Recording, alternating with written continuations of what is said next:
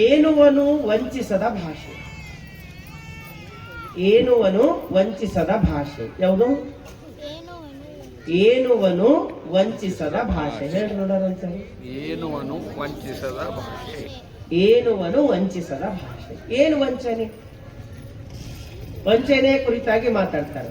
ಬಂದುದ ಕೈಕೊಳ್ಳದಿದ್ದಡೆ ನೇಮ, ಇದ್ದುದ ವಂಚನೆ ಮಾಡದಿದ್ದಡೆ ನೇಮ, ನುಡಿದು ಹುಸಿಯದಿದ್ದಡೆ ನೇಮ, ಕೂಡಲ ಸಂಗನ ಶರಣರು ಬಂದಡೆ ಒಡೆಯರಿಗೆ ಒಡವೆಯ ನೊಪ್ಪಿಸುವುದೇ ನೇಮ. ನಾವೆಲ್ಲ ನಿಯಮ ಮಾಡ್ತೇವೆ. ಎದ್ರ ನಿಯಮ ಮಾಡ್ತೇವೆ? ಎದ್ರದಂತ ಹೇಳರಿ, ಎಲ್ಲ ಭಾಳ ನಿಯಮವ ನಮ್ಮ. ಒಂದೆರಡು ಇದ್ರೆ ಹೇಳಬಹುದು. ಎಲ್ಲಕ್ಕ ನಿಯಮ. ನಿಯಮ ಅಂದ್ರೆ ನಿಯಮ, ಪ್ರತಿಯೊಂದಕ್ಕೊಂದು ನಿಯಮ ಅದ ನಮ್ಮಲ್ಲಿ. ಏನು ನಿಯಮ ಇರಬೇಕು? ಕೆಲವೊಬ್ರು ಉಪ್ಪು ಬಿಡ್ತಾರ, ಕೆಲವೊಬ್ರು ತುಪ್ಪ ಬಿಡ್ತಾರ, ಕೆಲವೊಬ್ರು ಕೂದಲು ಬಿಡ್ತಾರ, ಕೆಲವೊಬ್ರು ಉಗುರು ಬಿಡ್ತಾರ, ಕೆಲವೊಬ್ರು ಚಪ್ಪಲಿ ಬಿಡ್ತಾರ, ಏನೇನೋ ಬಿಡ್ತಾರ. ಯಾಕೆ ಬಿಡ್ತಾರ? ನಿಯಮ ಮಾಡ್ಲತ್ತ. ದೇವ್ರ ಹತ್ರ ಕಾಂಟ್ರಾಕ್ಟ್ ಮಾಡ್ಕೊಂಡಾರ. ನಾ ಇದು ಮಾಡ್ತೀನಿ, ಇದು ಕೊಡು, ಮಾಡ್ಲಿಲ್ಲ ಅಂದ್ರೆ ಇದು ಬಿಡುತ್ತೇನೆ, ನೀವೊಂದು ವೇಳೆ ಕೊಡ್ಲಿಲ್ಲ ಅಂದ್ರೆ ಇದು ಬಿಡುತ್ತೀನಿ. ಅದಕ್ಕಾಗಿ ನಾವು ದೇವ್ರ ಹತ್ರ ವ್ಯಾಪಾರ ಮಾಡ್ತಾ ಇದ್ದೀವಿ. ಅದ್ರ ನಿಜವಾದ ವ್ಯಾಪಾರ ಮಾಡ್ಬೇಕಂತ ಏನನ್ನ ಮಾಡ್ಬೇಕು? ದೇವ್ರ ಜೊತೆನೂ ಕೂಡ ನಾವು ಒಪ್ಪಂದ ಮಾಡ್ಕೊಳ್ಬೇಕು. ಏನಂದ್ರೆ ನಾ ಇದು ಬಿಡ್ತೀನಿ, ಇದು ಮಾಡು. ಅದಕ್ಕೆ ಬಹಳ ಚಂದ ಒಂದ್ ಕಡೆ ಕುವೆಂಪು ಅವ್ರು ಹೇಳ್ತಾರೆ, ಏನಂತಂದ್ರೆ ಉಪ್ಪು ಬಿಟ್ಟವರುಂಟು ನಿನ್ನ ಹೆಸರ ಮೇಲೆ, ತುಪ್ಪ ಬಿಟ್ಟವರುಂಟು, ತಪ್ಪು ಬಿಟ್ಟವರುಂಟೆ ಅಂತ ಕೇಳ್ತಾರೆ. ದೇವ್ರ ಹೆಸರ ಮೇಲೆ ಉಪ್ಪು ಬಿಟ್ಟವ್ರ, ತುಪ್ಪ ಬಿಟ್ಟವ್ರ, ತಪ್ಪು ಬಿಟ್ಟವ್ರ ಏನು? ಅವ ನಮ್ಮಲ್ಲಿ ಕೇಳ್ತಕ್ಕಂಥದ್ದು ಒಂದೇ ಒಂದದ. ಏನದ? ನಮ್ಮಲ್ಲಿ ಗುಣಗಳು ಕಳ್ಕೊಳ್ತಕ್ಕಂಥದ್ದು ಹೇಳ್ತಾರೆ. ಕೊಳ್ಳಬಲ್ಲಡೆ ನೇಮ, ಇದ್ದುದ ವಂಚನೆ ಮಾಡದಿದ್ದಡೆ ನೇಮ, ನುಡಿದು ಹುಸಿಯದಿದ್ದಡೆ ನೇಮ, ನಮ್ಮ ಕೂಡಲ ಸಂಗನ ಶರಣರು ಬಂದಡೆ ಒಡೆಯರಿಗೊಡವೆಯ ನೊಪ್ಪಿಸುವುದೇ ನೇಮ. ವಂಚನೆ ಅಂದ್ರೆ ಮೋಸ. ಯಾರಿಗೆ ಮೋಸ ಮಾಡ್ತೀವಿ, ಏನು ಮೋಸ ಮಾಡ್ತೀವಿ ಅನ್ನೋದ್ರ ಕುರಿತಾಗಿ ಇವತ್ತಿನ ಚಿಂತನೆಯನ್ನ ಗುರು ಬಸವಣ್ಣ ಹೇಳ್ತಾರೆ. ಮೊದಲನೇದಾಗಿ ತ್ರಿಕರಣಪೂರ್ವಕವು ವಂಚನೆ ಮಾಡ್ತೇವೆ. 3 ರೀತಿಯ ವಂಚನೆ ನೆನ್ಪಿಟ್ಕೋಬೇಕು. ಮೊದಲನೇದು ತನು ವಂಚನೆ, ಎರಡನೇದು ಮನ ವಂಚನೆ, ಮೂರನೇದು ಧನ. ತನು, ಮನ, ಧನ, ಇವು 3ರ ವಂಚನೆ ಕುರಿತಾಗಿ ನಮ್ಮ ಶರಣರು ಮಾತಾಡ್ತಾರೆ. ನಮ್ಮಲ್ಲಿರೋ ಇವು 3. ಇವು 3 ನಾನು ಅನ್ಕೊಂಡಿದ್ದೆವು. ಇವು 3ರಲ್ಲಿ ವಂಚನೆ ಮಾಡಿದೆವು ಅಂತಂದ್ರೆ ಅದು ಸತ್ಪಾತ್ರಕ್ಕೆ ಅವರು ಸಲ್ಲರು ಅಂತ ಹೇಳ್ತಾರೆ. ಮೊದಲನೇದಾಗಿ ಹೇಳ್ತಾರೆ ತನು ವಂಚನೆ. ತನು ವಂಚನೆ ಅಂದ್ರೆ ಗುರುವಿನ ತನು ವಂಚನೆ. ಸೇವೆಯಲ್ಲಿ ತನುವನ್ನು ಸೇವೆಯಲ್ಲಿ ತನುವನ್ನು ಕಾಯ್ದಿಟ್ಟುಕೊಳ್ಳುವುದು ತನು ವಂಚನೆ. ಮೊದಲನೇದು ಸೇವೆಯಲ್ಲಿ ತನ್ನನ್ನು ತಾನು ಕಾಯ್ದಿಟ್ಟುಕೊಳ್ಳೋದು, ತನುವನ್ನು ಉಳಿಸಿಕೊಳ್ಳುವುದು, ಅದು ತನು ವಂಚನೆ. ಎರಡನೇದು ಮನವಂಚನೆ. ಲಿಂಗದ ನೆನಹಿನಲ್ಲಿ ಒಳ ಹೊರಗೊಂದಾಗಿರುವಿಕೆ ಮನವಂಚನೆ. ಮೂರನೇದು ಧನವಂಚನೆ ಅಂದ್ರೆ ಜಂಗಮ ಸೇವೆಯಲ್ಲಿ ಧನವನ್ನು ಇರಿಸಿಕೊಳ್ಳುವುದೇ ಧನವಂಚನೆ. ಇದು ಸ್ವಲ್ಪ ನಾವು ಅದ್ರ ಜೊತೆ ಹೋದೆವು ಅಂದ್ರೆ ಅರ್ಥ ಆಗ್ತಾ ಇತ್ತು. ಒಂದು ತನು ವಂಚನೆ, ಎರಡನೇದು ಮನವಂಚನೆ, ಮೂರನೇದು ಧನವಂಚನೆ. ತನು ಸೇವೆಯಲ್ಲಿ ಸವಿಬೇಕು, ಮನ ನೆನಹಿನಲ್ಲಿ ಸವಿಬೇಕು, ಧನ ದಾಸೋಹದಲ್ಲಿ ಸವಿಬೇಕು. ತ್ರಿಕಾರಣಪೂರ್ವಕವಾಗಿ ಸೇವೆ ಮಾಡಬೇಕು. ಮೊದಲು ತನುವಿನ ಸೇವೆ. ತನು ಎದ್ರಾಗ ಸವಿಬೇಕಂದ್ರೆ ಸೇವೆಯಲ್ಲಿ ಸವಿಬೇಕು. ಗುರು ಕಾರ್ಯದಲ್ಲಿ ತನು ಸವಿತಕ್ಕಂಥದ್ದು ಬಹಳ ದೊಡ್ಡ. ತನು ಸವಿಲಿಲ್ಲ ಅಂದ್ರೆ ನಾವು ಏನೇ ಮಂತ್ರ ಮಾಡ್ರು, ಧ್ಯಾನ ಮಾಡ್ರು ಪರವಾಗಿಲ್ಲ, ಅನುಷ್ಠಾನ ಮಾಡ್ರು ಉಪಯೋಗ ಇಲ್ಲ, ನಾವು ಏನ್ ಮಾಡ್ರು ಉಪಯೋಗ ಇಲ್ಲ. ಇದು ತನು ಸವಿಲಿಲ್ಲ ಅಂದ್ರೆ ನಮ್ಮಲ್ಲಿ ಒಂದು ಏನು ತಪ್ಪು ತಿಳ್ಕೊಳ್ಳಿಕೆ ಆಗ್ಯದಂದ್ರೆ ಇದು ತನು ಕರಗಿಸೋದೇ ಬಹಳ ದೊಡ್ಡದು ಅಂತ ತಿಳ್ಕೊಂಡಿವಿ. ಅದರ ಮುಖಾಂತರ ಕರಗಿಸ್ತೀವಿ, ಊಟ ಬಿಡ್ತೀವಿ. ದೇವರ ನೆನಹಿನಲ್ಲಿ ಇದು ತನುಗ ಕರಗಬೇಕು ಅಂತ ತಿಳ್ಕೊಂಡೆವು. ತನು ಹಂಗ ಕರಗಬಾರ್ದು. ಒಣ ತನು ಕರಗರು ಉಪಯೋಗ ಇಲ್ಲ. ಈ ತನು ಕರಗಬೇಕಾದ್ರೆ ಇದು ಸೇವೆಯಲ್ಲಿ ಸವಿಬೇಕು ಅಂತ ಹೇಳ್ತಾರೆ. ದೇಹ ದಂಡಿಸು, ಯಾವುದರಲ್ಲಿ ದಂಡಿಸು ಅಂದ್ರೆ ಸೇವೆಯಲ್ಲಿ ದಂಡಿಸು ಅಂತ ಹೇಳ್ತಾರೆ. ಸೇವೆ ಇರ್ಲಾರ್ದೇನೆ ಅದು ದಂಡಿಸಿರೋದಕ್ಕೆ ಉಪಯೋಗ ಇಲ್ಲ. ಅದಕ್ಕಾಗಿ ತನು ಗುರುವಿನ ಸೇವೆಯಲ್ಲಿ ಸವಿಬೇಕು. ಹೆಂಗ ಸೇವೆಯಲ್ಲಿ ಸವಿಬೇಕು? ಬಹಳ ಜನ ಇರ್ತಾರೆ. ಹೆಂಗಿರ್ತಾರ? ನೋಡೋರಿದ್ರೆ ಮಾಡೋರಿರ್ತಾರೆ, ನೋಡೋರಿರ್ಲಿಲ್ಲ ಅಂದ್ರೆ ಮಾಡೋರಿರಲ್ಲ. ಅದಕ್ಕೆ ಬಹಳ ಚಂದ ಹೇಳ್ತಾರೆ ಬಸವಣ್ಣರು, ನೋಡುವರುಳ್ಳಡೆ ಮಾಡುವೆ ದೇಹಾರವ, ನೋಡುವರುಳ್ಳಡೆ ಮಾಡುವೆ ದೇಹಾರವ, ಎನಗೊಂದು ನಿಜವಿಲ್ಲ ಎನಗೊಂದು ನಿಷ್ಪತ್ತಿ ಇಲ್ಲವಯ್ಯ, ಲಿಂಗವ ತೋರಿ ಉದರವ ಹೊರೆವ ಭಂಗಗಾರ ನಾನು ಕೂಡಲ ಸಂಗಮ ದೇವ. ಇದು ಬಹಳ ಸುಂದರವಾಗಿರ್ತಕ್ಕಂಥ ವಚನ. ನೋಡುವರುಳ್ಳಡೆ ಮಾಡುವೆ ದೇಹಾರವ. ನೋಡೋರಿದ್ರೆ ಮಾಡೋರ. ಕೆಲವೊಬ್ರು ಪೂಜಾ ಮಾಡ್ತಾರೆ. ಹೆಂಗ್ ಮಾಡ್ತಾರೆ? ನೋಡೋರಿದ್ರೆ ಮಾಡ್ತಾರೆ, ಯಾರಿಂದಾದ್ರು ಮಾಡೋದು. ನೋಡೋರಿರ್ಬೇಕು. ಒಬ್ಬರು ಮನೆಗೆ ಹೋಗಿದ್ನ ಪ್ರಸಾದಕ್ಕೆ. ಆ ತಾಯಿ ಅಂದ್ರೆ ಎಪ್ಪಜರ ಒಳಗ ಏನದ ಯಾಕೋ ಒಳಗ್ ಬಾಲತ್ತರ ಅಂತ ಆಯ್ತ್ರಿ. ಒಳಗ್ ಹೋದ್ಮೇಲೆ ಅಲ್ಲಿ ಜಗ್ಲಿ ಕಡ್ ನೋಡಿ, ಸ್ವಲ್ಪ ಜಗ್ಲಿ ಕಡ್ ನೋಡ್ದ ಇಷ್ಟು ಚಂದ ಹೂವ ಸಜಾಸಿಟ್ಟಾರ ಅಂದ್ರೆ ಜಗ್ಲಿ ಮೇಲ ನೋಡ್ರ ಭಾಳ ಅಟ್ರಾಕ್ಟ್ ಅದ. ನಂದ ಭಾಳ ಚಂದ ಮಾಡಿರಲ್ರಿ ಅಂತ ಮಾಡ್ತೀನ್ರಿ ಅಪ್ಪ. ಯಾರು ನೋಡ್ತಾರ ದಿನ? ಇವತ್ ನೀವು ಬಂದಿರಿ ನೋಡಿರಿ, ದಿನಾ ಮಾಡ್ತೇನೆ ನೋಡ್ರಿ. ಯಾರು ನೋಡಲ್ಲ. ಕೊನೆಗೆ ನೀವು ನೋಡಲ್ಲ ಅಂತ ತಿಳಿದು ನಾನೇ ಫೋಟೋ ಇಳಿಸಿ ಸ್ಟೇಟಸ್ ಇಡ್ಲತ್ತಿದ್ದ. ಫೋಟೋ ಇಳಿಸಿ ಸ್ಟೇಟಸ್ ಇಡ್ಲತ್ತಿದ್ದ. ನೋಡುವರುಳ್ಳಡೆ ಮಾಡುವೆ ದೇಹಾರವ. ನೀವು ಭಾಳ ಜನರಿ ನೋಡ್ರಿ, ಒಂದೊಂದು ಸೇವಾ ಕೊಟ್ಟು ನೋಡ್ರಿ. ಯಾರು ದೊಡ್ಡವ್ರ ಅವ್ರು ಎದುರು ಬಂದ್ರು ತಿಕ್ತಾರ, ಹುಡುಕ್ತಾರ, ಏನ್ ಮಾಡಿದ್ದೆ ಮಾಡ್ತಾರ. ಅವ್ರು ನೋಡಿದಾಗ ಮಾತ್ರ. ಅವ್ರು ಹೋದ್ರು ಅಂದ್ರೆ ಕಸ್ಬರ್ಗಿ ಬಿಟ್ಟಾಗ ಯಾಕಂದ್ರೆ ಗೊತ್ತೇ ಇಲ್ಲ. ನೋಡೋರಿದ್ರು ಮಾಡೋದಲ್ಲ. ನಾವು ಯಾರ ನೋಡ್ಲಿ ಅಂತನೂ ಕೂಡ ಮಾಡೋದಲ್ಲ. ನಾವು ಪರಿಶುದ್ಧ ಮನಸ್ಸಿನಿಂದ ಮಾಡಿದೆವು ಅಂತಂದ್ರೆ ಅದು ಎಲ್ಲವೂ ಕೂಡ ಫಲ ಕೊಡ್ತದ. ಅದಕ್ಕೆ ಹೇಳ್ತಾರೆ ನೋಡುವರುಳ್ಳಡೆ ಮಾಡುವೆ ದೇಹಾರವ. ಎನಗೊಂದು ನಿಜವಿಲ್ಲ, ಎನಗೊಂದು ನಿಷ್ಪತ್ತಿ ಇಲ್ಲ. ನನ್ನ ಮನಸ್ಸಾಕ್ಷಿಯಾಗಿ ನಾನು ಮಾಡಲ್ಲ, ಮುಕ್ತಿ ಹೊಂದಬೇಕೆಂಬ ಇಚ್ಛೆ ಇಲ್ಲ. ಅದಕ್ಕಾಗಿ ಸೇವೆಯಲ್ಲಿ ತೊಡಗೋದೆಲ್ಲ ಬಹಳ ದೊಡ್ಡದು. ಕೆರಿನ್ ಕಾರ್ಟನ್ ಅಂತಕ್ಕಂಥ ಒಬ್ಬ ಅಂತಾರಾಷ್ಟ್ರೀಯ ಫೋಟೋಗ್ರಾಫರ್, ಅವನ ಜೀವನದ ಒಂದು ಘಟನೆ ನಡೀತು. ಆಫ್ರಿಕಾದಾಗ ಬರಗಾಲ ಬಂದಿರ್ತದ. ಅಂತ ಸಂದರ್ಭದಲ್ಲಿ ಈ ಕೆರಿನ್ ಕಾರ್ಟನ್ ಫೋಟೋಗ್ರಾಫಿಯಲ್ಲಿ ಮಶೂರ್ ಇರ್ತಾನೆ. ಒಂದ್ ಕಡೆ ಫೋಟೋ ಇಳಿಸ್ಬೇಕಂತ ಹೋಗ್ತಾನೆ. ಒಂದು ಚಿತ್ರಣ ಇರ್ತದ ಅವನ ಎದುರಿಗೆ. ಏನಿರ್ತದಂದ್ರೆ ಒಂದು ಸಣ್ಣ ಮಗು ಗಂಜಿ ಕೇಂದ್ರಕ್ಕೆ ಹೋಗ್ತಾ ಇರ್ತದೆ. ಅದ್ರ ಮೈಯಲ್ಲೆಲ್ಲ ಮಾಂಸ ಕಂಡ ಕರು ಹೋಗಿ ಹಂಗ ಅಸ್ಥಿ ಪಂಜರ ಆದಂಗ ಇರ್ತದ. ಹಸುವಲಿನ ಬಳಲಿ ಇನ್ನೇನು ಗಂಜಿ ಕೇಂದ್ರಕ್ಕೆ ಹೋಗಿ ಏನಾರ ತಿಂದ್ರೆ ಮಾತ್ರ ಜೀವ ಉಳಿತದ ಅನ್ನೋ ಪರಿಸ್ಥಿತಿ ಒಳಗ ಸಣ್ಣ ಮಗು ಅದು ಉರುಳಾಡ್ಕೋತ ಹೋಗ್ತಾ ಇರ್ತದ. ಅದ್ರ ಪಕ್ಕದಾಗ ಒಂದು ಹದ್ದು ಕುಂತಿರ್ತದೆ. ಯಾವಾಗ ಈ ಮಗು ಪ್ರಾಣ ಬಿಡ್ತದೆ ಇದಕ್ಕೆ ತಿನ್ಬೇಕು ಅಂತ ಹದ್ದು ಕಾಯ್ಕೊಂಡು ಕುಂತಿರ್ತದೆ.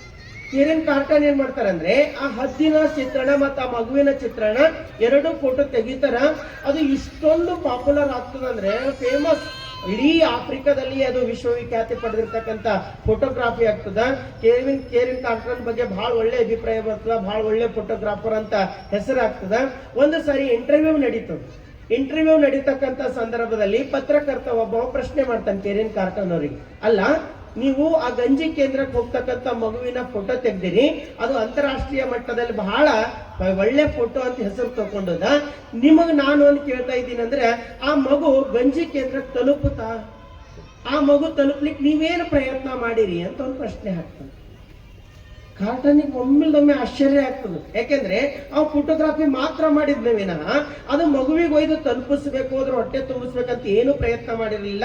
ಅವಾಗ ಅಂತಾನೆ, ಅಯ್ಯೋ ನನಗೆ ಗೊತ್ತಿಲ್ಲ, ನಾನು ಫೋಟೋ ಇಳಿಸ್ಕೊಂಡು ಬಂದ್ಬಿಟ್ಟೆ ಅಂತಂದಾಗ ಅವರು ಎಲ್ಲ ಪತ್ರಕರ್ತರು ಒಮ್ಮೆಲೆ ಎದ್ದು ನಿಂತು ಒಂದು ಮಾತು ಹೇಳ್ತಾರ, ವಿ ಆರ್ ಹೇಟ್ ಯು ಅಂತ.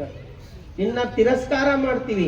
ಒಂದ ಮಗುವಿನ ಹಸಿವೆಯನ್ನ ನೋಡಿ ಅದಕ್ಕೆ ಏನು ಮಾಡಬೇಕು ಅದು ಮಾಡ್ಲಾರ್ದೇನೆ ಬಂದಿಯಲ್ಲ, ನೀನ್ ಎಷ್ಟೇ ಫೋಟೋಗ್ರಾಫಿ ಎತ್ತರದಕ್ಕೆ ಹೋದ್ರು ಕೂಡ ನಾವು ನಿನ್ನನ್ನು ಸ್ವೀಕಾರ ಮಾಡಲ್ಲ, ಒಬ್ಬ ಅಮಾನವೀಯ ಮನುಷ್ಯ ಇದ್ದಿ ಅಂತ ತಿರಸ್ಕಾರ ಮಾಡಿ ಎಲ್ಲರೂ ಎದ್ದೋಗ್ತಾರ. ಇಷ್ಟೊಂದು ಆಘಾತ ಆಗ್ತದವನಿಗಂದ್ರೆ ನಾನು ತಪ್ಪು ಮಾಡ್ದೇನು, ನನ್ನ ಫೋಟೋ ಇಳಿಸೋದೇ ದೊಡ್ಡದಂತ ತಿಳ್ಕೊಂಡಿದ್ದೆ. ಅಟ್ಲೀಸ್ಟ್ ಆ ಮಗುವನ್ನ ಗಂಜಿ ಕೇಂದ್ರಕ್ಕೆ ತಲುಪಿಸಬಹುದಾಗಿತ್ತು. ಆ ಹತ್ತು ಮಗುವಿನ ಎತ್ಕೊಂಡು ಹೋಯ್ತು ಏನೋ ಅಂತ ಪಶ್ಚಾತ್ತಾಪ ಆಗ್ತದ. ಇಷ್ಟೊಂದು ಪಶ್ಚಾತ್ತಾಪ ಆಗ್ತದ ಅಂತಂದ್ರೆ ರಾತ್ರಿ ಎಲ್ಲ ನಿದ್ದೆ ಕಳೆದ್ ಬಿಡ್ತಾನ. 8 ದಿನ ಆದ್ರೂ ಅದು ಕಣ್ಣಾಗಿಂದ ಹೋಗಲ್ಲ. ಎಲ್ಲ ಪತ್ರಕರ್ತರು ಎದ್ದು ಹೋಗಿದ್ದವನಿಗೆ ಚಿತ್ರಣ ಕಣ್ಮುಂದೆ ಬರ್ತದ. ತಪ್ಪು ಮಾಡಿದೆ ಅಂತ ಭಾವನೆ ಬರ್ತದ. ಕೊನೆಗೊಂದು ಅವ್ರ ತಾಯಿಗೆ ಲೆಟರ್ ಬರೀತಾನೆ. ಇದು ಆಗಿರ್ತಕ್ಕಂಥ ನೈಜ ಘಟನೆ. ಹೆಂಗ್ ಲೆಟರ್ ಬರೀತಾನಂದ್ರೆ, ಅಮ್ಮ, ನಾವು ಒಂದು ತುತ್ತು ಅನ್ನವನ್ನು ಅಗತ್ಯಕ್ಕಿಂತ ಹೆಚ್ಚಿಗೆ ಉಣಬಾರದು. ಬರೆದಿಟ್ಟಿರ್ತಕ್ಕಂಥ ಲೆಟರ್.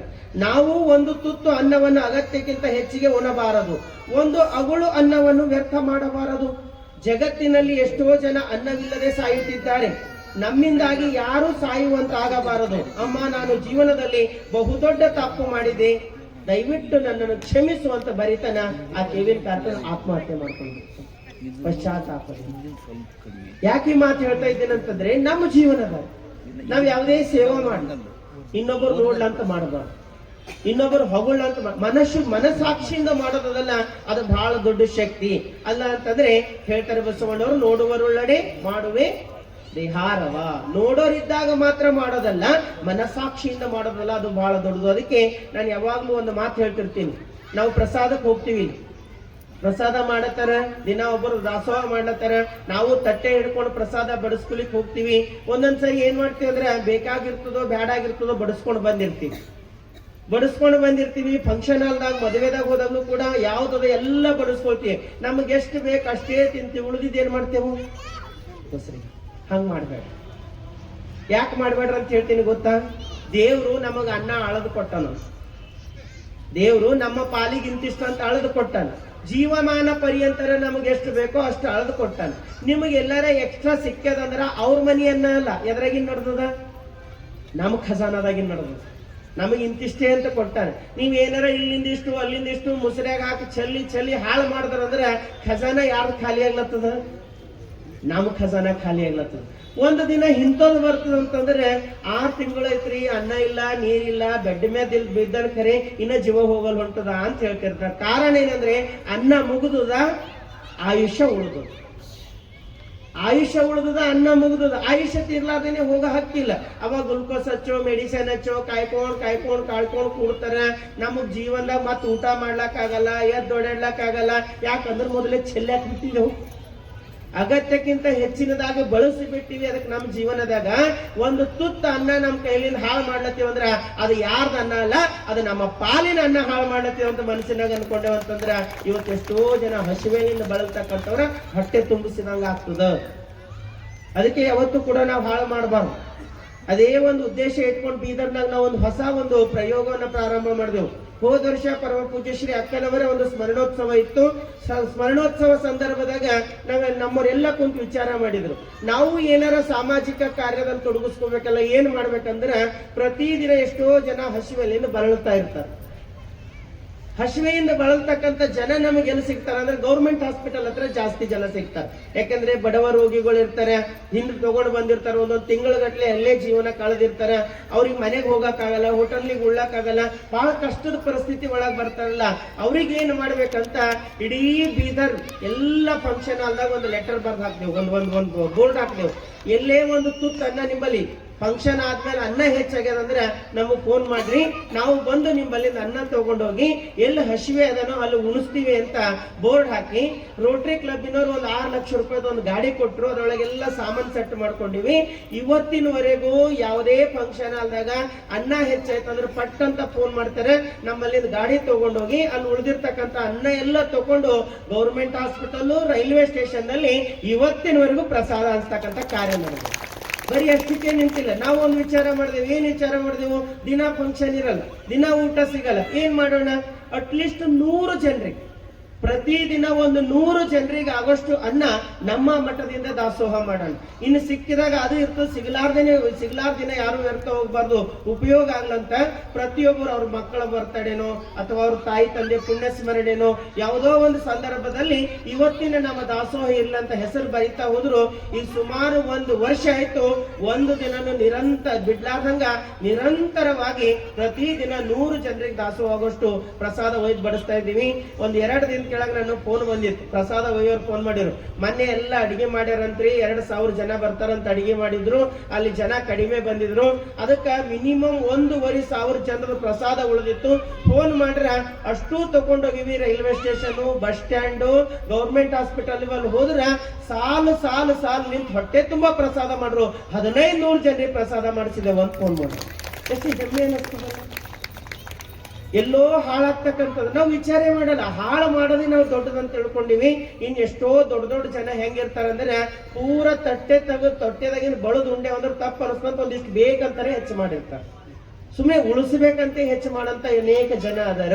ಅದಕ್ಕೆ ಆಹಾರ ಹಾಳು ಮಾಡ್ತಕ್ಕಂಥ ಹಕ್ಕು ನಮಗೆ ಯಾರಿಗಿಲ್ಲ. ಲಿಂಗಾಯತ ಧರ್ಮ ಎಷ್ಟೊಂದು ವಿಚಾರವಾಗಿ ಇಟ್ಟುಕೊಂಡು ಹೇಳ್ತದಂತಂದ್ರೆ ನಮ್ಮ ತಟ್ಟೆಯಲ್ಲಿ ಒಂದು ಅಗುಳು ಕೂಡ ಉಳಿಸಬಾರ್ದಂತ ತಟ್ಟೆ ತೊಳೆದು ನೀರು ಕುಡಿತಕ್ಕಂಥ ಪರಂಪರೆ ಒಳಗೆ ನಾವು ಹುಟ್ಟಿದೆವು. ತೊಟ್ಟೆ ತೊಳೆದು ನೀರು ಕುಡಿತಕ್ಕಂಥ. ಅದಕ್ಕೆ ಈ ಬಸವ ತತ್ವದ ಮದುವೆಗಳಾಗಬೇಕಾದಾಗ ನಾವು ಅಕ್ಕಿ, ಜೋಳ, ಅಕ್ಷತ ಹಾಕಲ್ಲ, ಏನ್ ಹಾಕ್ತೀವಿ? ಹೂ ಹಾಕ್ತೀವಿ. ಬಹಳ ಜನ ಪ್ರಶ್ನೆ ಮಾಡ್ತಾರೆ, ನೀವು ಹೂ ಯಾಕೆ ಹಾಕ್ತೀರಿ? ಹಿಂದಿನಿಂದ ನಡ್ಕೊಂಡು ಬಂದದ ಅಕ್ಕಿ ಜೋಳ ಅಕ್ಷತ ಅಂತ ಹಾಕ್ತಾರೆ, ನೀವ್ ಯಾಕೆ ಹೂವು ಹಾಕ್ತೀರಿ ಅಂತಾರೆ. ನಿಮಗೊಂದು ಪ್ರಶ್ನೆ ಕೇಳ್ತೀನಿ, ಈ ದೇವಾನು ದೇವತೆಗಳು ಲಗ್ಗುಣು ಅಂತ ಎಲ್ಲಾರ ನಾವರ ನೋಡಿಲ್ ಬಿಡ್ರಿ, ಟಿವಿದಾಗ ಸೀರಿಯಲ್ ತೋರಿಸ್ತಾರ, ಅವ್ರು ಎಂದಾರ ಅಕ್ಕಿ ಜೋಳ ಹಾಕಿದ್ ನೋಡಿರಿ, ಏನ್ ಹಾಕ್ತಾರ ಅವರು? ಪುಷ್ಪವೃಷ್ಟಿನೇ ಮಾಡ್ತಾರಲ್ಲ.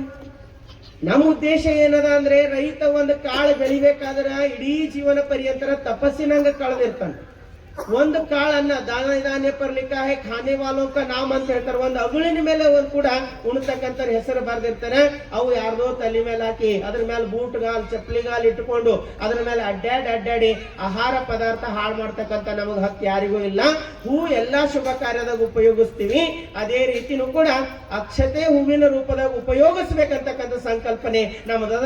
ಆಹಾರ ಧಾನ್ಯ ನಾವು ಹಾಳು ಮಾಡಲ್ಲ. ಆಹಾರ ಹಾಳು ಮಾಡ್ತಕ್ಕಂಥ ಹಕ್ಕು ನಮಗೆ ಯಾರಿಗೂ ಇಲ್ಲ. ಅದಕ್ಕಾಗಿ ನಮ್ಮ ಶರಣರು ಏನ್ ಹೇಳ್ತಾರೆ ಅಂತಂದ್ರೆ, ವಂಚನೆ ಯಾವ್ದ್ರಾಗೂ ವಂಚನೆ ಇರಬಾರ್ದು, ಯಾವ್ದ್ರಾಗೂ ಮೋಸ ಇರಬಾರ್ದು, ಪರಿಶುದ್ಧ ಮನಸ್ಸು. ಎಷ್ಟು ಚಂದ ಹೇಳ್ತಾರೆ, ಬಂದುದು ಕೈಕೊಳ್ಳ ಬಲ್ಲದಿದ್ದಡೆ ನೇಮ, ಇದ್ದುದು ವಂಚನೆ ಮಾಡದಿದ್ದಡೆ ಅದು ನೇಮ.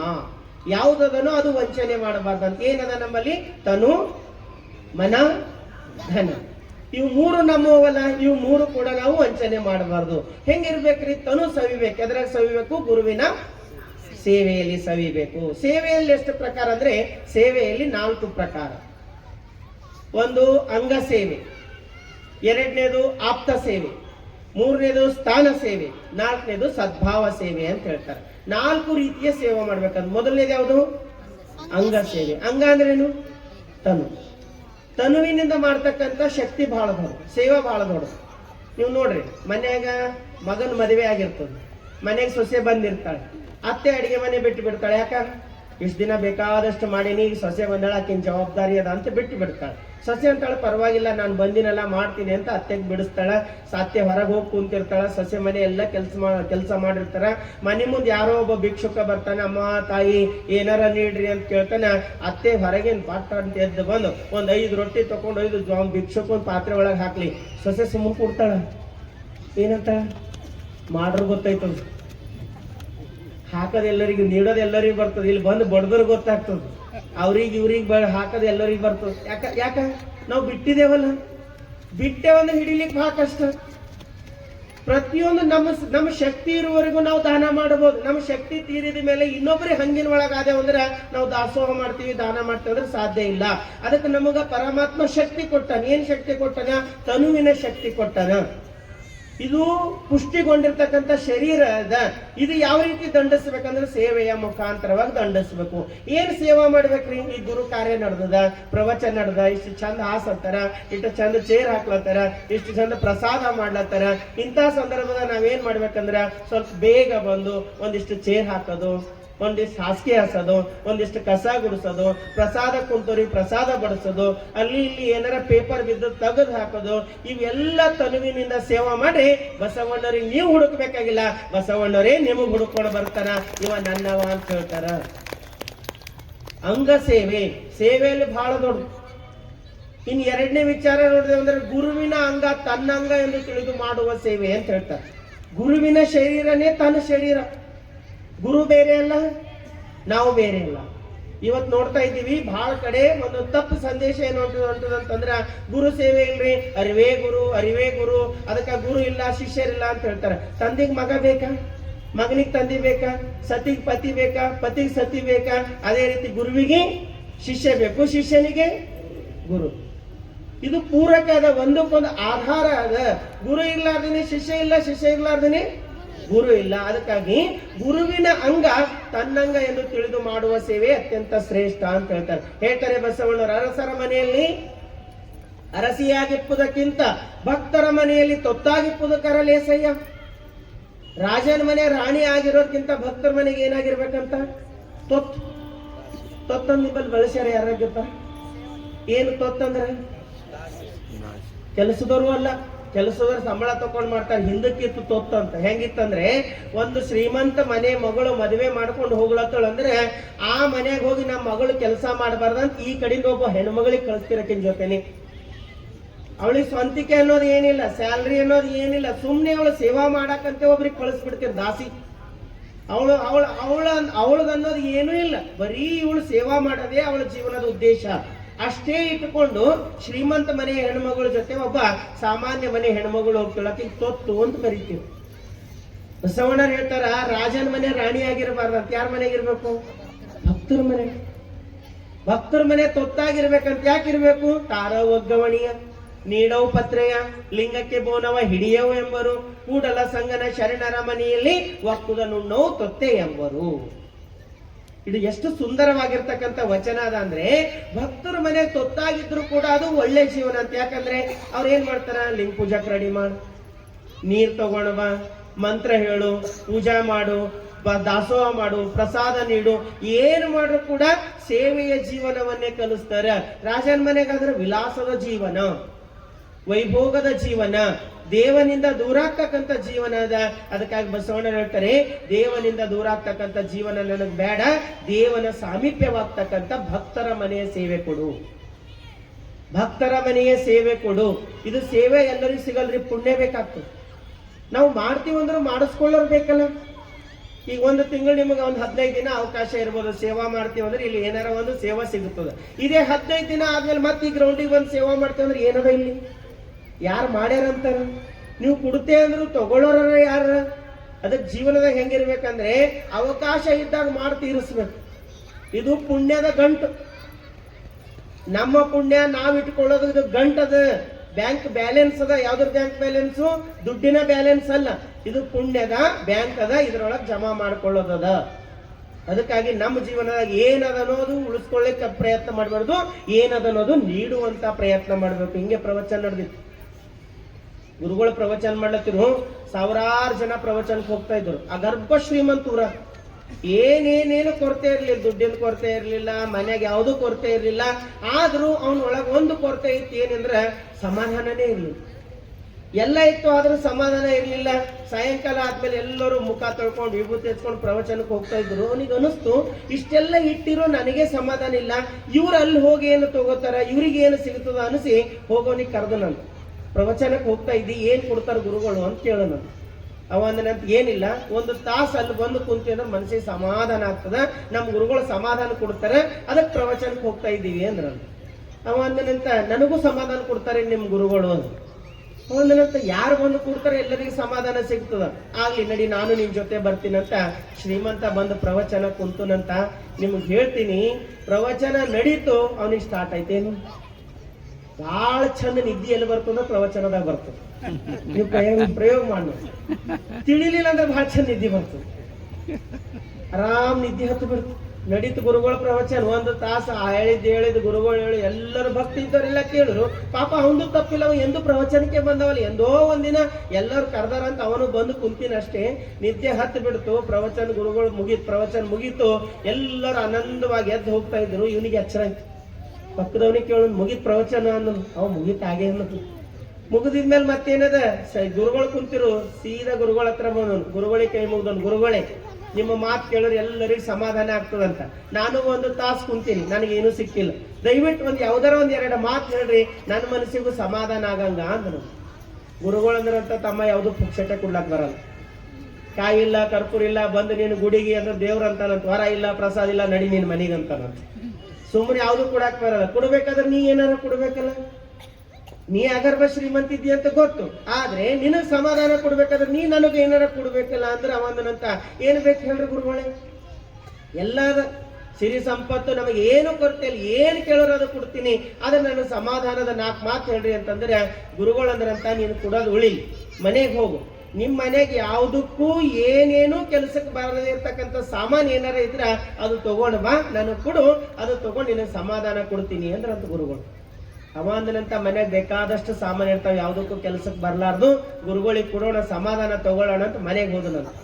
ಮನೆಗೆ ಹೋದು ನಿಮ್ಗೆ ಹೇಳ್ತೀನಿ, ಯಾವ್ದು ಸಾಮಾನು ಮುಟ್ರೆ ಎಲ್ಲ ಕೆಲ್ಸಕ್ಕೆ ಬರ್ತದೆ.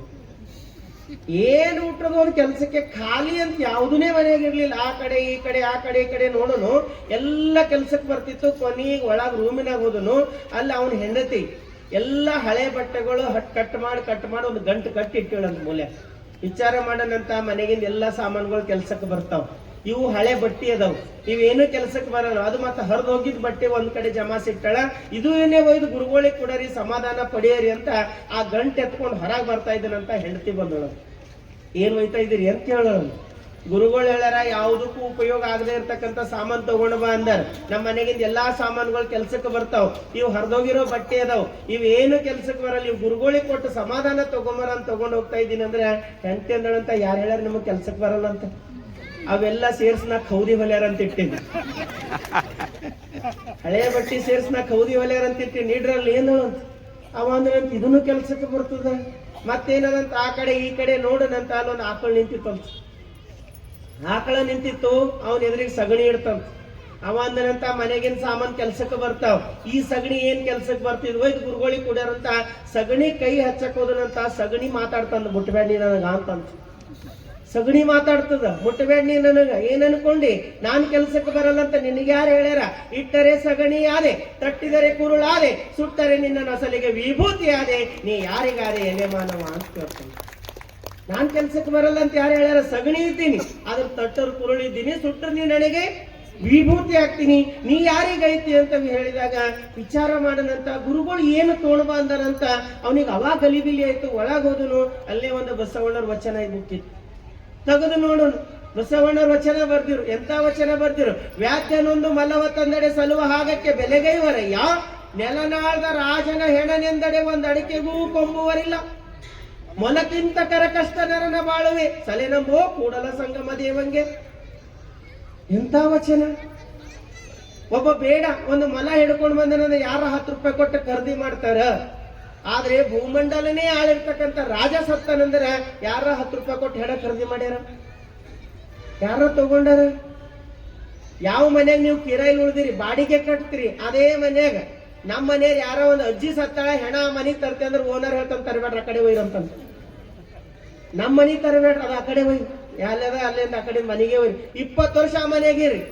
ಆದ್ರೆ ಜೀವ ಹೋಯ್ತಂದ್ರ ಆ ಮನಿ ತರಗುಡಲ್ಲ.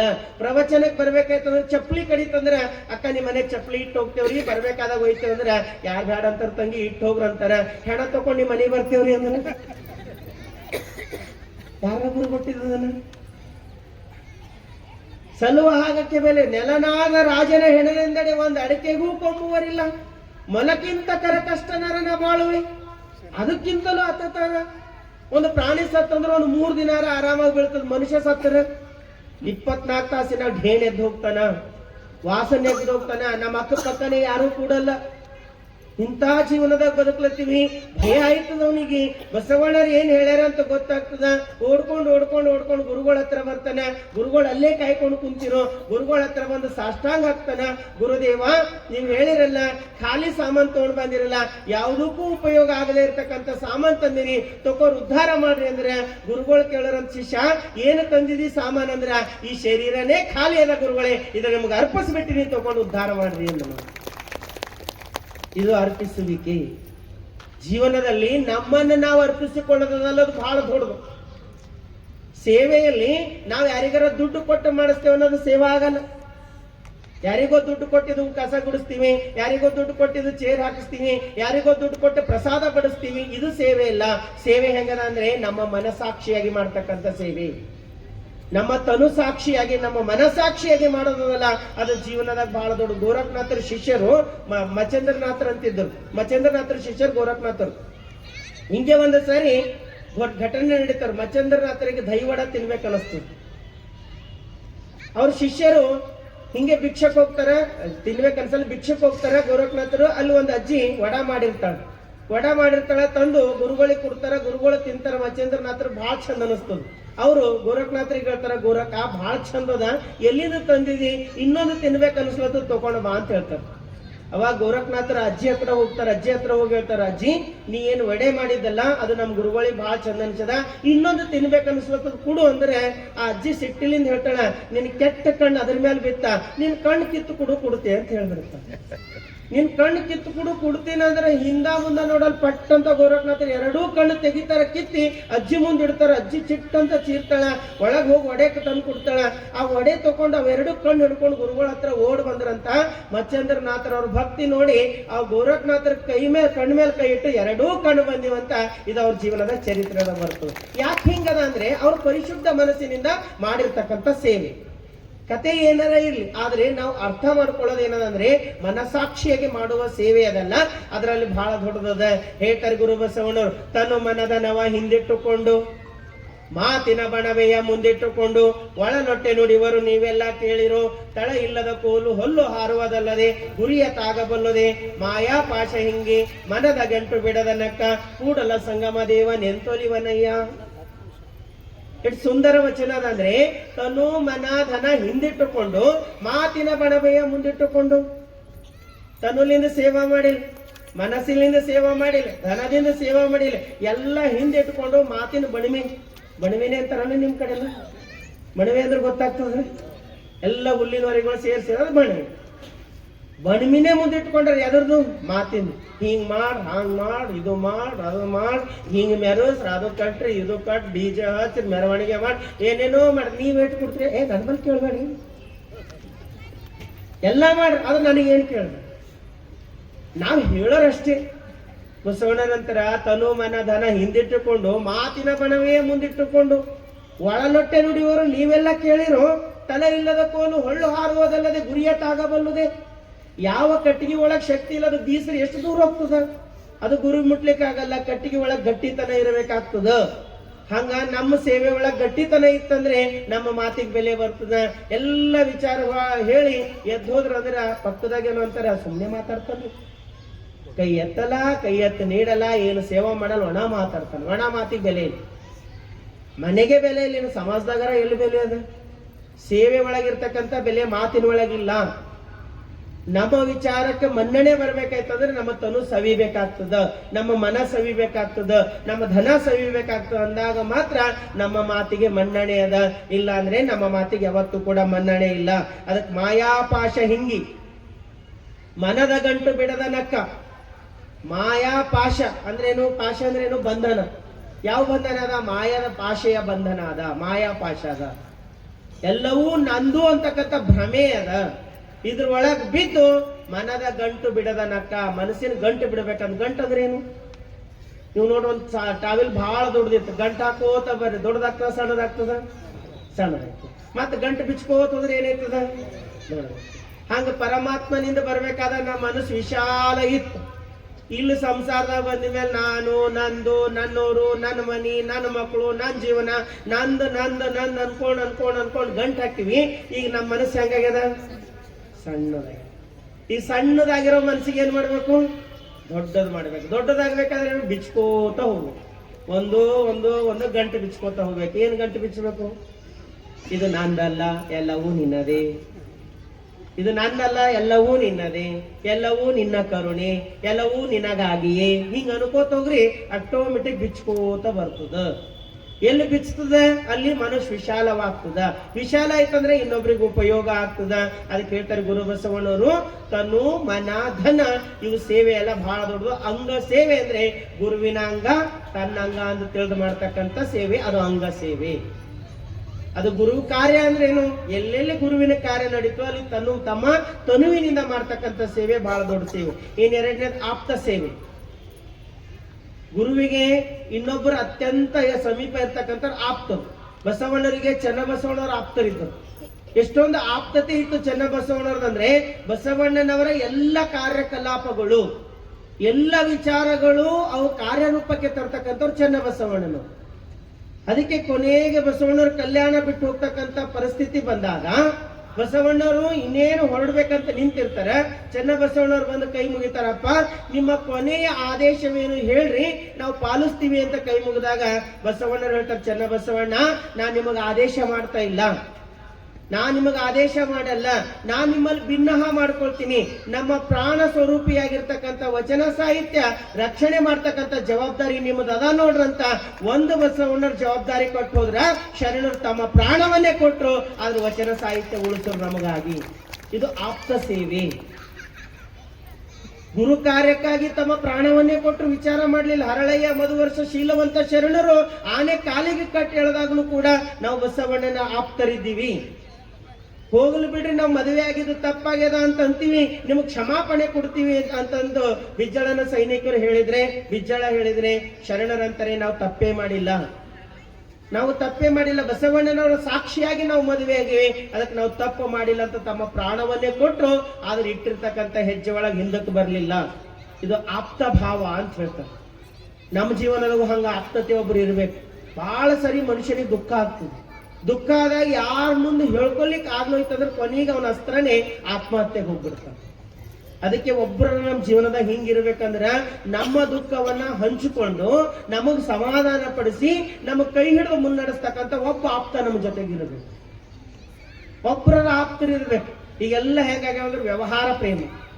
ನಮ್ಮಲ್ಲಿ ಆಪ್ತತೆನೇ ಬಹಳ ದೊಡ್ಡ. ಹೊಸದಾಗ ಮದುವೆ ಆಗಿತ್ತು, ಗಂಡ ಹೆಂಡತಿ ಕುಂತಿದ್ರು. ಹೆಂಡತಿ ಗಂಡ ಪ್ರೀತಿಲಿ ಕೇಳು, ನಾನು ಪ್ರಿಯೆ ನಾ ಪಟ್ ಅಂತ ಸತ್ತಂದ್ರೆ ಏನ್ ಮಾಡ್ತೀಯ ನಾನು. ಅವಳ ಅಂದ ಸಟ್ ಅಂತ LIC ಆಫೀಸ್ ಫೋನ್ ಮಾಡ್ತೇನೆ ಅಂದ. LIC ಮನ್ಸಿ ಹಿಂಗ ಬಂದು ನಮ್ದೆಲ್ಲ ವ್ಯವಹಾರಿಕ ಪ್ರೇಮ. ನಮ್ಮ ನಿಜವಾದ ಪ್ರೇಮ ಕಳೆದೇ ಹೋಗ್ಯದ. ಅದಕ್ಕಾಗಿ ಹೇಳ್ತಾರೆ ಹಿಂಗಿರಬಾರ್ದು. ಹೆಂಗಿರ್ಬೇಕು? ಅದು ಮನಸಾಕ್ಷಿಯಾಗಿ ಮಾಡ್ತಕ್ಕಂಥ ಆತ್ಮಿಕ ಆಪ್ತ ಸೇವೆ. ತನ್ನ ಜೀವನೇ ಅವ್ರ ಜೀವ, ಅವ್ರ ಜೀವನೇ ನನ್ನ ಜೀವ, ಒಂದಾಗಿರೋದಲ್ಲ. ಅದು ಬಹಳ ದೊಡ್ಡ ಜೀವನದಾಗ. ಆಪ್ತತೆ ಅನ್ನೋದು ಸುಮ್ಮನೆ ಮಾತಿಲಿಂದ ಬರಲ್ಲ. ಆಪ್ತತೆ ಅನ್ನೋದು ಮನಸ್ಸಿನಿಂದ ಹುಡ್ತಕ್ಕಂಥದ್ದದ. ಮನಸ್ಸು ಒಂದಾಗೋದಲ್ಲ, ಅದು ಬಹಳ ದೊಡ್ಡದ. ಹಂಗೆ ಎಲ್ಲರಿಗೂ ಬರಲ್ಲ, ಎಲ್ಲರಿಗೆ ಹಂಗ ಜೀವನದಾಗ ಸಿಗಲ್ಲ. ನಾವು ಎಲ್ಲರ ಜೀವನದಾಗ ಹಂಗ ಸಿಗಲ್ಲ. ಎಲ್ಲರೂ ಯಾಕೆ ಸಿಗಲ್ಲ ಅಂದ್ರೆ ಕುಂದು ಕೊರತೆಗಳು ಹುಡುಕ್ತಾ ಇರ್ತಾರೆ. ಇವ್ರೊಳಗೆ ಏನದ ಹುಡುಕಬಾರ್ದು. ನಮಗ್ ಆಪ್ತರಲ್ಲ. ಎಷ್ಟೋ ಸರಿ ಒಮ್ಮೆ ಘಟನೆ ನಡೆದಿರ್ತದೆ. ನಮ್ಮ ಜೊತೆಗೆ ಬದುಕಿರ್ತಾರೆ, ನಮ್ಮ ಜೊತೆನೆ ಉಂಡಿರ್ತಾರೆ, ನಮ್ಮ ಜೀವನನೇ ಅವ್ರ ಜೀವನ ಅನ್ಕೊಂಡು ಇದ್ದಿರ್ತಾರೆ. ಯಾರೋ ಥರ್ಡ್ ಪರ್ಸನ್, ಇದಕ್ ಸಂಬಂಧ ಇರಲ್ಲ, ನಮಗ್ ಸಂಬಂಧ ಇರಲ್ಲ, ಅವ್ರಿಗೆ ಸಂಬಂಧ ಇರಲ್ಲ. ಯಾರೋ ಬಂದು ಇಷ್ಟು ದಿನ ಇವ್ರ ಜೊತೆ ಉಳಿದಿಲ್ಲ, ಇವ್ರ ಗುಣ ನಿಮ್ಗೇನೋ ಗೊತ್ತಿಲ್ಲ, ಏನೇನೋ ಮಾಡಿದವನ ಒಂದು ಮಾತಾಡೋದಂದ್ರೆ ಇವ್ರ ಜೊತೆ ಇದ್ದೀವ ಅನ್ನೋದು ಮರಿತಾರ, ಅನುಮಾನ ಮಾಡ್ಕೊಂಡು ದೂರ ಆಗ್ತಾರೆ. ನಾವೇನ್ ಅನ್ಬೇಕು? ಏನಾರನೋ ಗೊತ್ತಿಲ್ಲ, ನಮ್ಮ ಜೊತೆ ಎಷ್ಟರ ಅಷ್ಟು ಸಾಕು. ಇವ್ರು ನಮ್ಮ ಜೊತೆ ಏನದಾರ ಅಷ್ಟೇ ನೋಡ್ಕೊಳ್ಬೇಕು. ಅವ್ರು ಇಡೀ ಪೂರ್ವಾಪರ ವಿಚಾರ ಮಾಡ್ಲಿಕ್ಕೆ ಹೋದೇವಂದ್ರೆ ನಮಗ್ ಆಪ್ತರಾಗಿ ಯಾರು ಸಿಗಲ್ಲ. ಅದಕ್ಕಾಗಿ ಹೇಳ್ತಾರೆ ಆಪ್ತ ಸೇವೆ. ಗುರುವಿನ ಸೇವೆಯಲ್ಲಿ ಆಪ್ತ ಸೇವೆ. ಗುರು ತನಗ ಮಾಡಲು ಆಗದೆ ಇರ್ತಕ್ಕಂಥ ಕಾರ್ಯ ತನ್ನ ಆಪ್ತರಿಗೆ ಒಪ್ಪಿಸಿಕೊಟ್ಟು ಹೋಗ್ತಾನ. ಇದು ಮುಂದುವರೆಸು ಅಂತ ಹೇಳ್ತಾನ. ಕಾರಣ ಅಂದ್ರೆ ಅವನಿಗೆ ತನ್ನ ಆಪ್ತರು ಯಾರು ಅಂತ ಗೊತ್ತಿರ್ತೋ, ಅದು ಗುರು ಕಾರ್ಯ. ಇನ್ ಮೂರನೇದು ಸದ್ಭಾವ ಸೇವೆ. ಸದ್ಭಾವ ಸೇವೆ ಅಂದ್ರೆ ಭಾವನೆ ಸದ್ಭಾವವಾಗುವುದು. ಸದಾಕಾಲ ಹಂಬಲಿಸಬೇಕಂತ. ಈಗ ಇಲ್ಲಿ ಬಂದು ಕುಂತಿದ್ದೆವು, ಒಂದು ತನುವಿನ ಸೇವೆ ಮಾಡಂದ. ಬಹಳ ಜನರಿಗೆ ಇರುತ್ತೆ, ನೀವು ಹೇಳಿದ ಸತ್ಯ ಅದ ರೀ, ಮಾಡ್ಬೇಕಂತದಾದ್ರೆ ನನ್ನ ಮೈ ಒಳಗೆ ಶಕ್ತಿ ಇಲ್ಲಲ್ಲ. ಶಕ್ತಿ ಕಡಿಮೆ ಕೊಟ್ಟನ ದೇವ್ರು, ಶಕ್ತಿ ಕೊಟ್ಟಿಲ್ಲ, ಹೆಂಗ ಮಾಡ್ಲಕ್ಕ ಆಗ್ತದ? ಅದಕ್ಕೆ ಎರಡನೇ ಆಪ್ಷನ್ ಕೊಡ್ತಾರೆ. ಏನಂದ್ರೆ ಧನ ಸೇವೆ. ದೇವ್ರು ಬೇಕಾದಷ್ಟು ಶ್ರೀಮಂತಿಕೆ ಕೊಟ್ಟಲ್ಲ, ಎತ್ತು ನೀಡು, ಒಳ್ಳೇದಾಗ್ಲಂತ ಅನು, ಅದು ಒಳ್ಳೇದಾಗ್ತದ. ನಿನ್ನ ಕೈ ಎತ್ತು ನೀಡೋದು ಧನ ಸೇವೆ. ಇಲ್ರಿ ಕೊಡ್ಬೇಕಂದ್ರೂ ಧನ ಇಲ್ಲ, ಮಾಡ್ಬೇಕಂದ್ರೂ ಶಕ್ತಿ ಇಲ್ಲ, ಏನು ಮಾಡ್ಬೇಕಂದ್ರೆ ಇನ್ನು ಮೂರನೇ ಸೇವೆ ಹೇಳ್ತಾರ ಸದ್ಭಾವ ಸೇವೆ. ಎಲ್ಲಿ ಕುಂತಿರ್ತೇವಲ್ಲ ಅನ್ಬೇಕಂತ, ಆಗ್ಲತ್ತದ ಒಳ್ಳೇದಾಗ, ಇನ್ನ ಚಂದ. ನಮ್ಮ ಮನಸ್ಸಿನಾಗ ಒಳ್ಳೇದೇ ಯೋಚಿಸ್ಬೇಕು. ಹೆಂಗ್ ಮಾಡ್ತಾರೋ ನೋಡ್ತೀವಿ ಅಂತ ಮನಸ್ಸಿನಾಗ ಅಂತಂದ್ರ ದೇವ್ರಂತನಂತ ನಿನ್ನ ನಾ ನೋಡ್ತೀನಿ ಅಂತ ಅನ್ಬಾ. ಮಾಡುವ ಭಕ್ತರ ಕಂಡು ಸೈರಿಸಲಾರದವರ ಕೂಗಿಡೆ ನರಕದಲ್ಲಿ ಕೂಡಲ ಸಂಗಮ ದೇವ ಅಂತ ಹೇಳ್ತಾರೆ. ಯಾವ ಭಕ್ತ ಮಾಡೋದು ನೋಡಿ ಸೈರಿಸ್ಲಿಲ್ಲ ಅಂತಂದ್ರೆ ಅಂತವ್ರಿಗೆ ನರಕದಾಗ ಒಯ್ದಿಡ್ತಾನಂತ. ಆಗುವ ಕಾರ್ಯಕ್ಕೆ ಕೈಲಾದರೆ ಹೋಗಿ ಸಹಕಾರ ಮಾಡೋಣ, ಇಲ್ಲಾಂದ್ರೆ ಒಳ್ಳೇದಾಗ್ಲಿ ಅಂತ ಅನ್ಸೋಣ, ಹೆಂಗ ಆಗ್ತದೋ ನೋಡೋಣ ಅಂತ ನಾವು ಅನ್ಕೊಂಡೇವಂತಂದ್ರ ದೇವ ಬಹಳ ತಕ್ಕಡಿ ಇಟ್ಕೊಂಡು ಕುಂತಾನ. ಅವನ್ ಲೆಕ್ಕ ಎಲ್ಲೂ ಕೂಡ ತಪ್ಪಲ್ಲ. ಅದಕ್ಕಾಗಿ ಸದ್ಭಾವ ಸೇವೆ. ಸದ್ಭಾವ ಅಂದ್ರೆ ಭಾವನೆಯಿಂದ ಒಳ್ಳೆಯದನ್ನೇ ಯೋಚಿಸುವುದು. ಅಂಗ ಸೇವೆ, ಆಪ್ತ ಸೇವೆ, ಸದ್ಭಾವ ಸೇವೆ. ಇನ್ನು ನಾಲ್ಕನೇ ಸೇವೆ ಹೇಳ್ತಾರ ಯಾವ್ದಂತಂದ್ರೆ ಸ್ಥಾನ ಸೇವೆ. ಯಾವ ಹಂತದಾಗ ನಾವು ನಿಂತಿದ್ದೇವು, ಏನು ಮಾಡ್ರೆ ಒಳ್ಳೇದಾಗ್ತದ, ಸ್ಥಾನಮಾನವನ್ನ ಅರ್ಥಕೊಂಡು ಮಾಡೋದಲ್ಲ, ಅದು ನಿಜವಾದ ಸೇವೆ ಆಗ್ತದ. ಅದಕ್ಕಾಗಿ ನಾವು ತ್ರಿಕರಣ ಪೂರ್ವಕ 4 ರೀತಿಯಿಂದ ಚತುರ್ವಿಧ ಸೇವೆಯನ್ನ ಮಾಡಿದೆವು ಅಂತಂದ್ರೆ ಭಗವಂತ ನಮಗ್ ಬಿಟ್ಟು ಹೋಗಲ್ಲ. ಅದಕ್ಕೆ ಬಸವಣ್ಣ ಹೇಳ್ತಾರೆ, ಏನುವನು ವಂಚಿಸದ ಭಾಷೆ ಅಂದ್ರೆ ಬಂದುದು ಕೈಕೊಳ್ಳ ಬಲ್ಲಡೆ ನಿಯಮ. ಏನು ಬಂದುದು ಎಲ್ಲವೂ ಕೂಡ ಪ್ರಸಾದ. ನಾವರ ಏನು ತಂದಿದ್ದಲ್ಲ, ಕೊಟ್ಟಿದ್ದೆಲ್ಲವೂ ಕೂಡ ಪ್ರಸಾದ. ಇದ್ದುದು ವಂಚನೆ ಮಾಡದಿದ್ದಡೆ ಅದು ನೇಮ. ಬಂದಿದ್ದು ಪ್ರಸಾದ ಅಂತ ಸ್ವೀಕಾರ ಮಾಡಬೇಕು, ಇದ್ದಿದ್ದು ವಂಚನೆ ಮಾಡಲಾರ್ದಂಗ ನೀಡಿ ಬಿಡಬೇಕು. ಇದ್ದುದು ವಂಚನೆಯ ಮಾಡದಿದ್ದಡೆ ನೇಮ, ನುಡಿದು ಹುಸಿಯದಿದ್ದಡೆ ನೇಮ. ನಾವು ಆಡುವ ಮಾತಿನಲ್ಲಿ ಹುಸಿ ಇರಬಾರ್ದು, ಅದನ್ನು ಕೂಡ ನೇಮ. ನಮ್ಮ ಕೂಡಲ ಸಂಗನ ಶರಣರು ಬಂದಡೆ ಒಡೆಯರಿಗೆ ಒಡವೆಯನ್ನು ಒಪ್ಪಿಸುವುದೇ ನೇಮ. ಬಹಳ ವಿಶೇಷವಾಗಿರ್ತಕ್ಕಂಥ ತತ್ವ ನಮ್ಮದು. ಒಡೆಯರಂದ್ರೆ ಯಾರು? ಪರಮಾತ್ಮ. ಪರಮಾತ್ಮ ಹೆಂಗ ಬರ್ತಾನ? ಉಂಬ ಉಡುವ ಕೂಡಲ ಸಂಗಮ ದೇವ ಜಂಗಮ ಮುಖದಲ್ಲಿ. ಹಸಿದವರ ಮುಖಾಂತರ ಬರ್ತಾನ, ಬೆತ್ತಲೆಯವರ ಮುಖಾಂತರ ಬರ್ತಾನ, ದಾಸೋಹ ರೂಪದಾಗ ನಮಗ್ ತಗೋತಾನ, ಉದ್ಧಾರ ಮಾಡ್ತಾನ. ಅದಕ್ಕಾಗಿ ಪರಮಾತ್ಮನಿಗೆ ನೀಡೋದದ ಅಂತಂದ್ರೆ ಎಲ್ಲಿ ಸತ್ಕಾರ್ಯ ನಡೀತದ ಅಲ್ಲಿ ಕೈ ಎತ್ತಿ ನೀಡುವುದೇ ನಿಜವಾದ ದಾಸೋಹ. ಒಬ್ಬ ರೈತ ಒಂದು ಮಾವಿನ ಗಿಡ ಹಚ್ಚಿದ, ಬಹಳ ಚಂದ ಮಾವಿನ ಗಿಡ ಬೆಳೆದಿತ್ತು. 2 ಹಣ್ಣು ಬಿಟ್ಟು 2 ಹಣ್ಣಾಗಿವು. ಪಕ್ವಗೊಂಡಿರ್ತಕ್ಕಂಥ ಹಣ್ಣಿತ್ತು. ಅವೆರಡೂ ಹಣ್ಣು ತಗೊಂಡು ಮನೆಗೆ ಬಂದನು. ಅವನು ವಿಚಾರ ಬಂತವನಿಗೆ ಒಂದು, ಈ ಹಣ್ಣು ನಾನು ತಿನ್ನೋದಕ್ಕಿಂತ ಮೊದಲ ಇದು ದೇವರಿಗೆ ಅರ್ಪಿಸ್ಬೇಕು, ನಮ್ಮ ಗಿಡದಲ್ಲಿ ಬಿಟ್ಟಿರ್ತಕ್ಕಂಥ ಮೊದಲನೇ ಫಸಲ್ ಅದ ಅಂತ ತಿಳ್ಕೊಂಡು ಮಗಳಿಗೆ ಕರೆದನು. ಸಣ್ಣ ಮಗಳಿದ್ದಳು, ಒಂದು 3-5-6 ವರ್ಷದ ಮಗಳಿದ್ದಳು. ಅವ್ರ ಕೈದಾಗ ಹಣ್ಣು ಕೊಟ್ಟು ಊರ್ ಹೊರಗೆ ಒಂದು ದೇವಸ್ಥಾನ ಅದ, ಆ ದೇವ್ರಿಗೆ ಒಯ್ದು ಅರ್ಪಿಸುವ ಅಂತ ಮಗಳ ಕೈದಾಗ ಕೊಟ್ರ ಆಗ್ಲಿ ಅಂತ ಮಗಳು ತಗೊಂಡು ಹೋದಳು. ಸಾಯಂಕಾಲ ಆಯ್ತು, ಮಗಳು ಬಂದಳು, ದೇವ್ರಿಗೂ ಅರ್ಪಿಸ್ತೇನೆ ಅಂದ್ರೆ ಹೌದು ಅಂದಳು. ಮಲ್ಕೊಂಡ್ ಬಿಟ್ರು. ರಾತ್ರಿ ನಿದ್ದೆ ಹತ್ತಿದಾಗ ದೇವ್ರು ರೈತನ ಕನಸಿನಾಗ ಬಂದನ. ರೈತನ ಕನಸಿನ ಬಂದು ಹೇಳೋನಂತ, ಎಂತ ಚಂದ ಹಣ್ಣಿದ್ವು, ಎಷ್ಟು ರುಚಿ ಇದ್ವು, ನೀ ಕೊಟ್ಟಿದ್ದ ಹಣ್ಣು ತಿಂದ ನನಗೆ ತೃಪ್ತ ಆಯ್ತು ಅಂತ ದೇವ್ರು ಅಂದನು. ರೈತನಿಗೆ ಆಶ್ಚರ್ಯ, ದೇವ್ರು ಯಾವಾಗ ತಿಂದನು, ಏನ್ ಮಾಡೋನು, ಇದು ಹೆಂಗಾಯ್ತು ಅಂತ ಪಟ್ಟಂತ ಎಚ್ಚರ ಆಯ್ತಂತ ಪಕ್ಕದಾಗ ಮಗಳು ಮಲಗಿವಳು. ಮಗಳಿಗೆ ಅಲ್ಲಿಗೆ ಎಬ್ಬಿಸ್ಬಿಟ್ಟು, ಮಗಳೇ ಇವತ್ತು ಬೆಳಿಗ್ಗೆ ನಿನಗೆ 2 ಹಣ್ಣು ಕೊಟ್ಟಿರ ದೇವ್ರಿಗೆ ಅರ್ಪಿಸುವ ಅಂತ, ಏನ್ ಮಾಡಿದಿ ಅಂತ ಕೇಳಿದ್ರ ಮಗಳು ಗಡ ಗಡ ಗಡ ನಡಲಿಕ್ಕೆ ಚಾಲೂ ಮಾಡಿ. ರೈತ ಅಂದ್ರೆ ಭಯ ಬೀಳ್ಬೇಡ, ಏನಾಗಿದೆ ಹೇಳು, ಯಾಕೆ ನಡಗ್ಲತ್ತಿದೆ ಅಂದ್ರೆ, ಏನಿಲ್ಲಪ್ಪ ನೀ 2 ಹಣ್ಣು ಕೊಟ್ಟಿದಿ, ಅದು ತಗೊಂಡು ದೇವಸ್ಥಾನಕ್ಕೆ ಹೋಗ್ತಾ ಇದ್ದೆ. ಮೆಟ್ಟಿಲ್ ಮೇಲೆ ಒಬ್ಬ ಭಿಕ್ಷುಕಿ ಕುಂತಿದ್ಲು, ಸಣ್ಣ ಮಗು ಇತ್ತು, ಜೋರಾಗಿ ಅಳ್ತಾ ಇತ್ತು. ನಾನು ಹೋಗ್ತಾ ತಾಯಿಗೆ ಕೇಳ್ದೆ, ಯಾಕೆ ಮಗು ಅಳ್ಳತ್ತದಂದ್ರೆ, 2 ದಿನ ಆಯ್ತು ಅದ್ರ ಹೊಟ್ಟೆಗೆ ಏನೂ ಅನ್ನ ಇಲ್ಲ, ಬಹಳ ಹಸಿವೆ ಆಗ್ಯದ, ಎಲ್ಲಿ ಏನೂ ಸಿಕ್ಕಿಲ್ಲ, ಅದಕ್ಕಾಗಿ ಕಾಯ್ಕೊಂಡು ಯಾರ ಏನಾರ ಕೊಡ್ತಾರೇನೋ ಅಂತ ಕುಂತೀನಿ, ಮಗುವಿಗೆ ಹಸು ತಾಳಾರ್ದೇನೆ ಅಳ್ಳತ್ತದಂತ ಆ ತಾಯಿ ಹೇಳಿದ ಮಾತು ಕೇಳಿ ನಾನು ಯಾಕೋ ಮನಸ್ಸಿನ ಬಹಳ ಚೂರ್ ಅಂತು. ನಾ ಏನ್ ಹಣ್ಣು ಒಳಗೆ ಒಯ್ದು ಇಡೋದಕ್ಕಿಂತ ಈ ಭಿಕ್ಷುಕೆ ಕೊಟ್ರಿ ಮಗುಗರ ತಿನ್ನಿಸ್ತಾಳಂತ 2 ಹಣ್ಣು ಕೊಟ್ಟು ಬಂದಿನಪ್ಪ, ದೇವ್ರಿಗೆ ಕೊಡು ಅಂದಿದೆ, ದಯವಿಟ್ಟು ಕ್ಷಮಿಸು, ನಾ ಭಿಕ್ಷುಕ ಕೊಟ್ಟಿನಿ ಅಂತ. ತಂದೆ ಮಗಳಿಗೆ ಜೋರಾಗಿ ಅಪ್ಕೊಂಡು ಮುದ್ದು ಕೊಟ್ಟು ಕಣ್ಣೀರ್ ಹರಿಸನಂತ, ಮಗ ನಿಜವಾದ ದೇವರ ದರ್ಶನ ಮಾಡಿಸಿದಕ್ಕೆ ನೀ ಇದ್ದಿ. ದೇವ್ರು ಎಂದು ನಮ್ಮಲ್ಲಿ ತಿಂದಿಲ್ಲ, ಮತ್ ತಿಂದ್ರು ನಾವ್ ಯಾರು ನೀಡೋರಲ್ಲ, ನಾವು ಬಹಳ ಶಾಣೆ ಇದ್ದವು. ಎಂದರ ನಿಮ್ ಮನೆಗಿನ ದೇವ್ರು ಅಂದನ, ಯಾಕೆ ಹೋಳ್ಗಿ ಸಪ್ಪಗಾಗ್ಯಾವ ಅಂತ ಅಂದಿಲ್ಲ. ಅಲ್ಲಾರ ಕಡೆಯಿಂದ ನಾವು ನೀಡಿದವರಿದ್ದೇವೆ ಅಂತಿನಂದ್ರೆ ನಾವು ನೀಡೋರಿಲ್ಲ, ಹೌದಲ್ಲ. ಈ ಇದು ಮಾಡ್ತಾರೆ, ಎಡೆ ಮಾಡೋದು ಅಂತ ಮಾಡ್ತಾರೆ, ದೇವಸ್ಥಾನಕ್ಕೆ ಎಡೆ ಕಳ್ಸೋದು. ಮನ್ಯಾಗ ಮಾಡ್ಬೇಕಾದಾಗ ಹೋಳಿಗೆ ದೊಡ್ಡ ದೊಡ್ಡ ಮಾಡ್ತಾರೆ, ದೇವಸ್ಥಾನಕ್ಕೆ ಕಳಿಸ್ಬೇಕಾದ್ರೆ ಹೆಂಗ್ ಮಾಡ್ತೀರಿ ಹೇಳ್ರಿ, ಎಕ್ಸ್ಪೀರಿಯನ್ಸ್ ಅದ. ಸಣ್ಣ ಸಣ್ಣ ಸಣ್ಣ ಯಾಕಂದ್ರೆ ನಮಗ್ ಗೊತ್ತದ, ಅಲ್ಲಿ ಪೂಜಾರಿ ಅದನ್ನ ತಗೊಳ್ತಾನ. ಇನ್ 2ನೇದು ಗ್ಯಾರಂಟಿ ಅದ, ಏನಂದ್ರೆ ಒಯ್ದ್ರ ಏನು ಉಂಬವನ. ಅದೇ ನಮ್ಮ ಮಗಳು ಬಂದು ಕೇಳ್ತಾಳಮ್ಮ, ಜಗಲಿ ಮೇಲೆ ದೇವ್ರಿಗೆ ಎಷ್ಟು ಹೋಳಿಗೆ ಇಲ್ಲಂದ್ರೆ 5 ಇಡು, ಯಾಕೆ ಅವ್ ನಮ್ಮ ಮನೆಗಿರೋ ನಾವೇ ಒಂದೋರಿದ್ದೀವಿ, ಹೌದಲ್ಲ. ಹಂಗಲ್ಲ. ದಾಸೋಹ ಅಂದ್ರೆ ಏನು? ತನು ಮನ ಧನ ತ್ರಿಕರಣ ಪೂರ್ವಕವಾಗಿ ಮಾಡ್ತಕ್ಕಂಥದ್ದೇ ದಾಸೋಹ ಆಗ್ತದೆ. ಅದಕ್ಕೆ ನಮ್ಮ ಕೂಡಲ ಸಂಗನ ಶರಣರು ಬಂದಡೆ ಒಡೆಯರಿಗೆ ಒಡವೆಯನ್ನು ಒಪ್ಪಿಸುವುದೇ ನೇಮ. ಇದು ಪರಮಾತ್ಮನ ಒಡವೆ ಅದ, ಅವ್ರಿಗೆ ಒಪ್ಪಿಸುವುದೇ ನಿಜವಾದ ನಿಯಮ ಆಗ್ತದ. ಅದಕ್ಕೆ ನಾವು ದಾಸೋಹ ಮಾಡ್ತಾ ಇದ್ವಿ ಅಂದ್ರೆ ಯಾರಿಗಾರ ಉಪಕಾರ ಮಾಡ್ತಾ ಇಲ್ಲ, ಅದು ನಮ್ಮ ಉದ್ಧಾರ. ಅದು ನಮ್ಮ ಬ್ಯಾಂಕಿನಾಗ ಜಮಾ ಆಗ್ಲತ್ತದ, ನಮ್ಮ ಬಾಯಿಲಿಂದ ಎಷ್ಟೋ ಸರಿ ಬರ್ತದ. ಏನು ಪುಣ್ಯನೋ ರೀ ಇವತ್ತು ಕಾಪಾಡ್ತ ನನಗ, ಯಾವ ಜನದ ಪುಣ್ಯನೋ ನನಗೆ ಇವತ್ತು ಅದು ಅರಿವಿಲ್ಲದೇನೆ ಬರ್ತಕ್ಕಂಥದ್ದು. ಇನ್ನು ಒಮ್ಮೊಮ್ಮೆ ಕಾಡ್ತದ, ಯಾವ ಜನ್ಮದ ಕರ್ಮನೋ ರೀ ನಾವು ಅನುಭವಿಸ್ಕೊತಿದ್ದೆವು. ಕರ್ಮನೂ ಅನುಭವಿಸ್ತೀವಿ, ಪುಣ್ಯನೂ ಅನುಭವಿಸ್ತೀವಿ. ಅದಕ್ಕೆ ಸತ್ಕಾರ್ಯಗಳು ಮಾಡ್ತಕ್ಕಂಥದ್ದು ಬಹಳ ದೊಡ್ಡದ.